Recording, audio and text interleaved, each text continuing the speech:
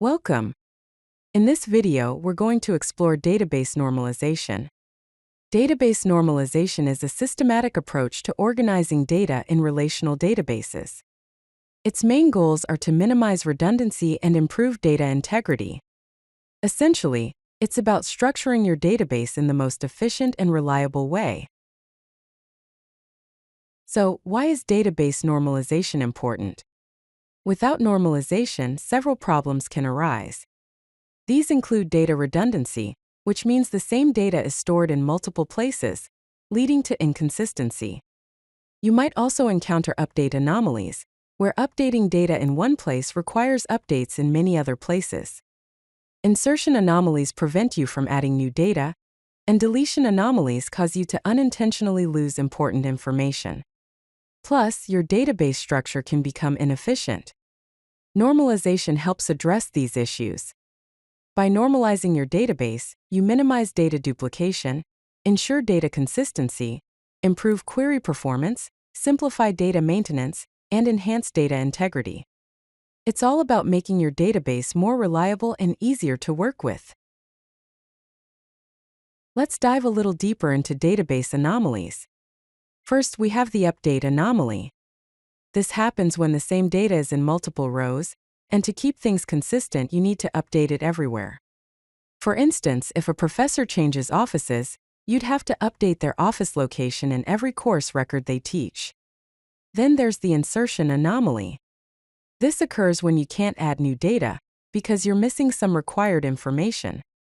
For example, you might not be able to add a new course until a student enrolls, or add a professor until they are assigned to teach. Finally, there's the deletion anomaly, where deleting data accidentally removes other important data that should be kept. An example would be if deleting the last student from a course also deletes all the information about that course.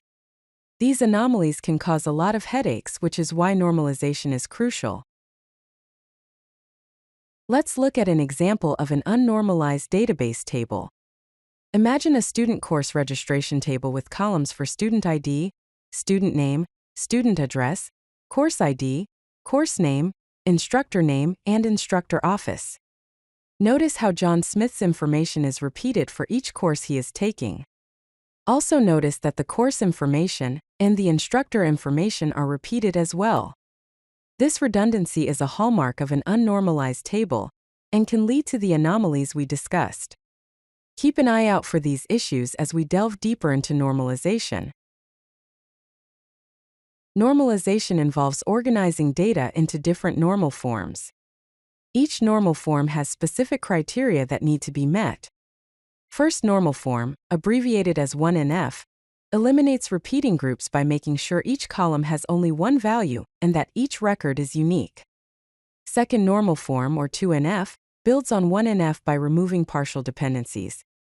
This means that non-key attributes must depend on the entire primary key. Third normal form, or 3NF, goes even further by removing transitive dependencies, ensuring that non-key attributes depend only on the primary key. Finally, Boyce-Codd normal form, abbreviated as BCNF, is a stricter version of 3NF that deals with specific situations involving multiple candidate keys. Most database designs aim for at least 3NF, as it strikes a good balance between normalization and performance. Let's start with the first normal form, abbreviated as 1NF. The main goal of 1NF is to eliminate repeating groups in your data. To achieve this, there are several rules to follow. Each table cell must contain only a single value. Each column must have a unique name. The values in a column must all be of the same type. Each record must be unique and have a primary key, and the order of rows and columns doesn't matter. Think of it this way. Make sure your table is flat, with no repeating groups or mixed information in a single cell. Consider a table where the courses column lists multiple courses, such as CS 101, CS 201, and Math 101. To achieve first normal form, we separate each course into its own row, ensuring that each cell contains only one value. Now let's move on to the second normal form, abbreviated as 2NF. To be in 2NF, a table must already be in 1NF. Additionally, all non-key attributes must be fully dependent on the primary key. A partial dependency occurs when a non-key attribute depends on only part of a composite primary key. If you have a composite primary key, make sure every non-key column depends on the entire key, not just part of it. Imagine a table with a composite primary key consisting of student ID and course ID, along with non-key attributes like student name, course name, and grade. Here, student name depends only on student ID, and course name depends only on course ID. To achieve 2NF, we split this table into 3 tables. One for student information, one for course information, and one to track student enrollment and grades.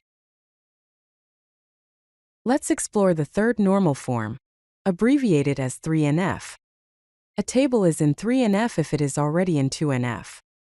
Also, all non-key attributes are non-transitively dependent on the primary key. A transitive dependency occurs when a non-key attribute depends on another non-key attribute. Thus, every non-key attribute must depend directly on the primary key, and not through another attribute. Think of it this way: primary key determines non-key attribute, which in turn determines another non-key attribute. Consider a table with student ID, student name, department ID, and department name. Here, department name depends on department ID, which in turn depends on student ID. To achieve 3NF, we split this table into 2, one for student information including department ID, and another for department information including department ID and department name. Finally, let's discuss the Boyce-Codd normal form, abbreviated as BCNF, which is a stronger version of 3NF. BCNF addresses certain anomalies not handled by 3NF when multiple candidate keys exist. A table is in BCNF if it is already in 3NF, and for every functional dependency X determines Y, X must be a superkey. In simpler terms, every determinant must be a candidate key. BCNF ensures that all functional dependencies are directly derived from candidate keys, eliminating all partial and transitive dependencies. Consider a table with student ID, course ID, and professor. Here, professor determines course ID, but professor is not a candidate key. To achieve BCNF, we split this table into 2, one for professor and course ID, and another for student ID and professor.